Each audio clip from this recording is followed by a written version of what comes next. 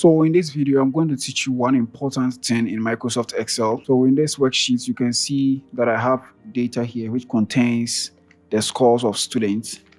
So this data is for a specific subject. Okay, so I would want to do some analysis on this data. So I want to know the number of people that had specific grades. So for example, let's say the number of people that had A's, the number of people that had B's, number of people that had E8, and the rest of the grades. So for me to use pivot table for this, I'll just select all this data and then I'll go to insert. Then I'll click on pivot table from here. So because I've already selected the data I want to use for the pivot table, the specific range of cell or table has been already selected here. So there is no need for me to select the range of cells. And then you can choose to use a new worksheet or an existing worksheet. For me, I prefer to use new worksheet. So I'll maintain this and I'll click on OK.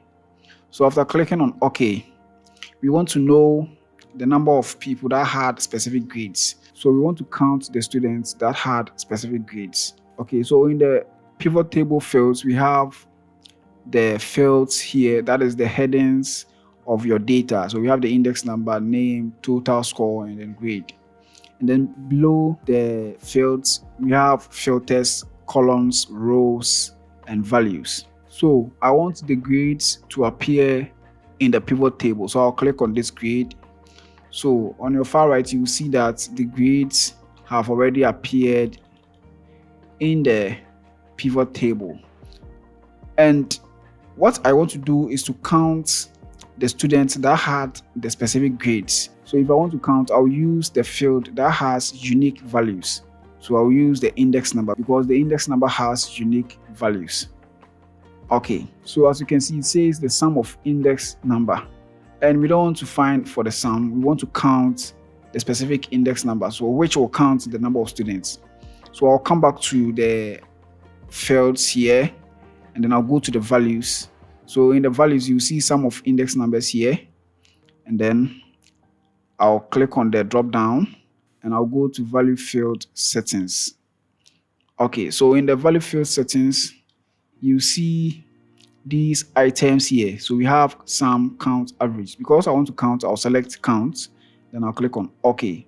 So after clicking on OK, you will see that the specific number of people that had specific grades have been counted here. So A1 is 12, B2 is 1, up to E8, which has 4 people who scored E8 or had E8. So one thing, if I want to know the maximum value or the maximum score for these grades, so what I want to mean is that if I take A1, what is the highest score in A1?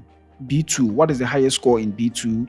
And then B3, what is the highest score in B3? So I want to find for these things using the pivot table. So if I want to do that, I'll need to select the total score. So now you can see that we have the sum of total score here. And then because I do not need the count of index number again, I'll uncheck the index number so that it will be very easy for us to identify the sum of total score. So I'll go to the values and then you will see the sum of total score here. I'll click on this drop down, and then what I need to do is to go to value field settings.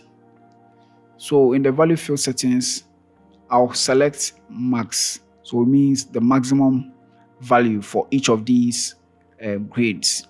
So after clicking on OK, you see that in A1, the highest score was 99. In B2, the highest score was 79. In B3, the highest score was 74. In C4, the highest score was 67, sorry.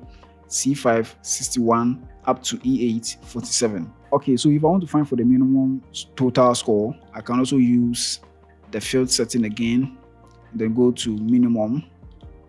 Okay, so this is the minimum score for the various grades. So by using the pivot table, it is easy for you to do certain analysis or have insights in the data that you have. So if you are a teacher and you want to use pivot table, this is how you can use pivot table to analyze your students' scores. I believe this video is very helpful, and if you like it, give us a thumbs up by clicking on the like button. And if you haven't subscribed to this channel, I'll urge you to hit on the subscribe button so that whenever you post, you will have our video in your feed. Bye bye.